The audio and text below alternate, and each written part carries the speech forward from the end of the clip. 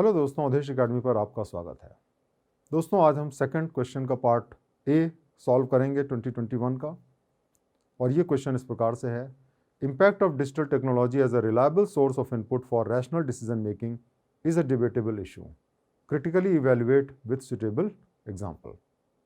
दोस्तों, आज के समय में डिजिटल टेक्नोलॉजी की बहुत इंपॉर्टेंस है और कई बार हम कोई डिसीजन मेकिंग करते हैं तो जो डिजिटल टेक्नोलॉजी से हमें डेटा मिल रहा है, सोशल मीडिया से डेटा मिल रहा है, उसके बेसिस पे हम कोई भी डिसीजन लेते हैं।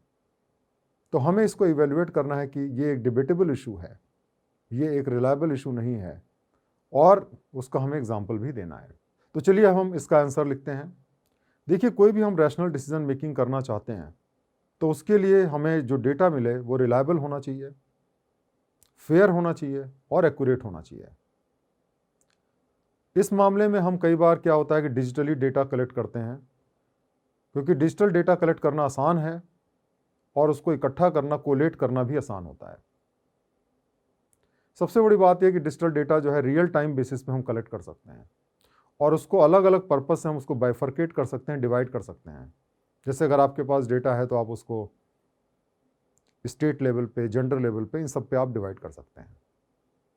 जो आपके डिजिटल डेटा होते हैं उसको इंटीग्रेट करना भी आसान रहता है। अलग अलग सोर्सेज से आप कलेक्ट करिए और उसको आसानी से इंटीग्रेट कर सकते हैं और उससे हमें होलिस्टिक पिक्चर भी मिलती है। अब जैसे एग्जांपल के तौर पे अगर हम कोविड पेंडेमिक की बात करें तो कोविड पेशेंट्स के बारे में हमें रियल लाइफ डेटा मिलता रहता है, रियल टाइम डेटा मिलता रहता है।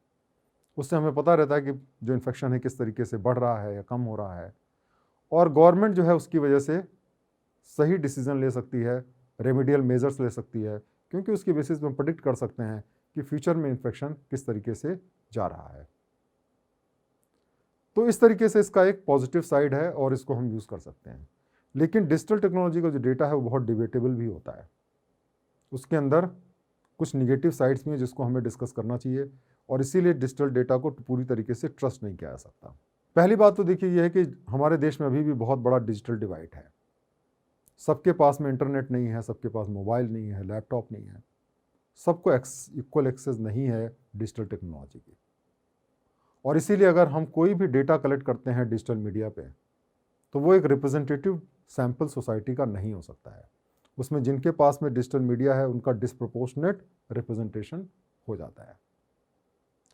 दूसरी बात, एक डिजिटल मीडिया में सबसे बड़ी बात क्या आती है कि कई बार जो कंपनीज हैं या आईटी सेल्स हैं वो टारगेटेड मैसेजेस भेजते हैं लोगों के पास में, जिससे उनका बिहेवियर चेंज हो जाता है।